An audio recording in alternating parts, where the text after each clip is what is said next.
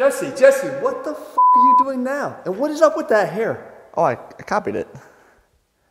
I don't care what you do. What are you doing, most importantly? Okay, so you remember that really stupid, really bad, dumb chest exercise that I came up with? Right. Yeah, the one where I didn't copy, I used my own brain.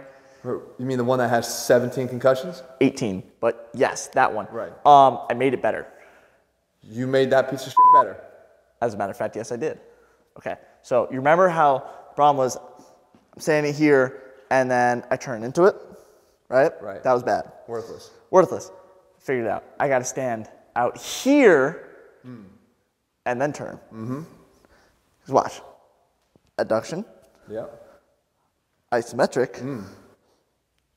Isometric adduction. Wow. And what? Not full adduction. Don't understand strength curves. And no active adduction. So basically, still a piece of shit. is it really? Yeah, Jesse, will you leave the exercises to me? Just keep copying what I do. That's what I said. Fine. All right, can I go show everybody what they're really supposed to do? Yeah.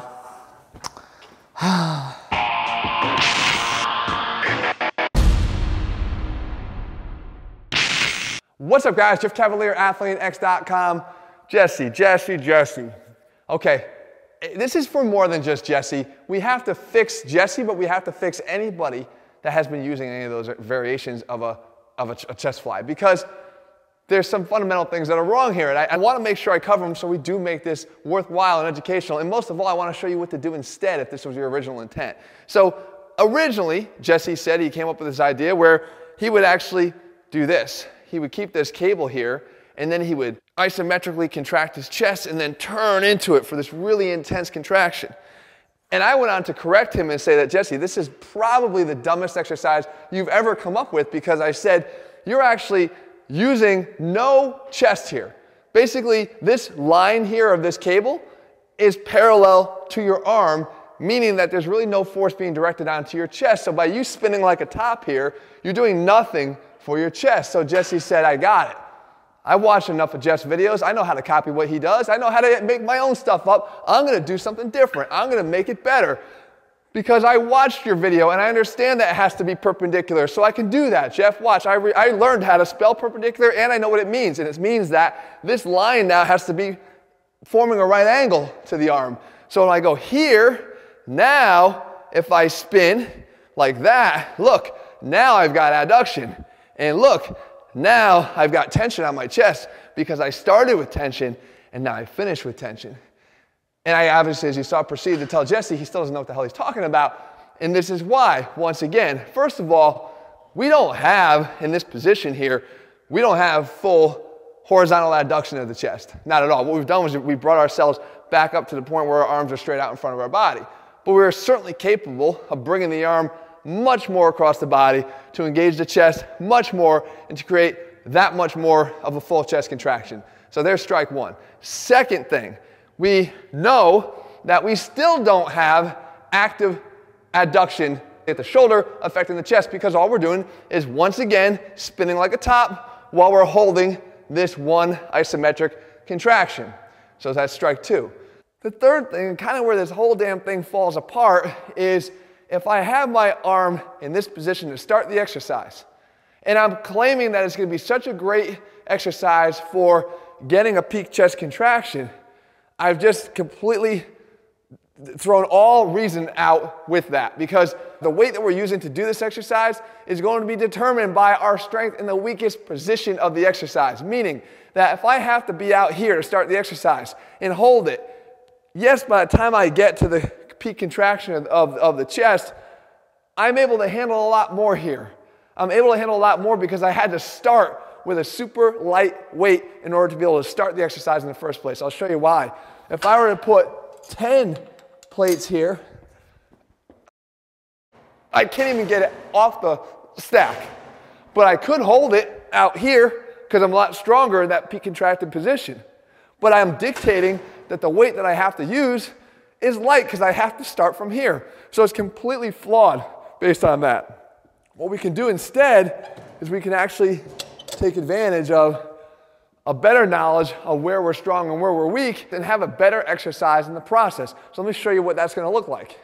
Okay, so if we're going to be breaking out the cable machine in the first place, we might as well train our chest the way we're attempting to in the first place. And that is, you can grab cables like this, come down to the bottom here position, and perform a fly, if that's what you're going for, and get a better resistance that matches what it is you're trying to accomplish. Right? If we wanted to max out the resistance in our peak contracted state, then right off the bat we'd use cables like this. So with the cables, what that provides us is that at the top of the fly, or even this crossover if you want to call it that, number one, note that we're actually getting across the chest.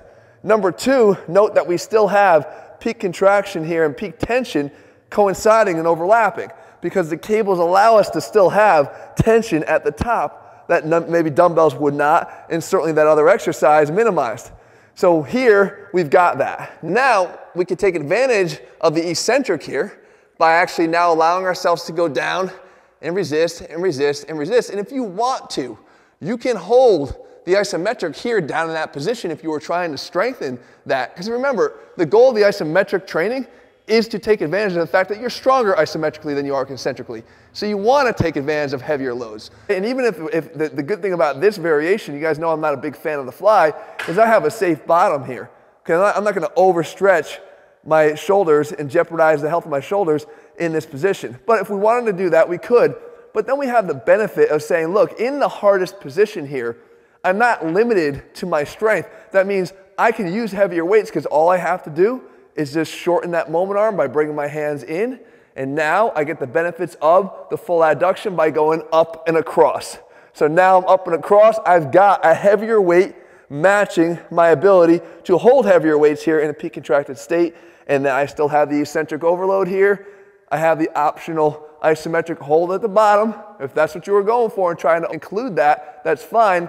But then I can still get another rep out by shortening that moment arm and coming up here, as opposed to taking a weight that I can only use and control here and then saying, all right, use that, and when I get to the top, it's what I'm limited to, which is going to be too light and too weak for me. It's not just bad exercise selection by Jesse, and hopefully keeping him behind the camera from now on. What we really need to do is figure out what we should be doing. And guys, I hope that I just demonstrated to you why you need to be doing it the way I'm showing you here. And of course, there's lots of other options, guys. If you're looking to actually train your chest, there's many more ways to train it the right way. If you're looking for those, guys, we have a whole channel full of them here. You can get them in a program over at ATHLEAN-X.com in our ATHLEAN-X training system. I hope you found the video helpful, guys. Make sure you leave your comments and thumbs up below. Let me know what you want me to cover here, not Jesse, what you want me to cover, and I'll do my best to do that for you in the days and weeks ahead. All right, guys, see you soon.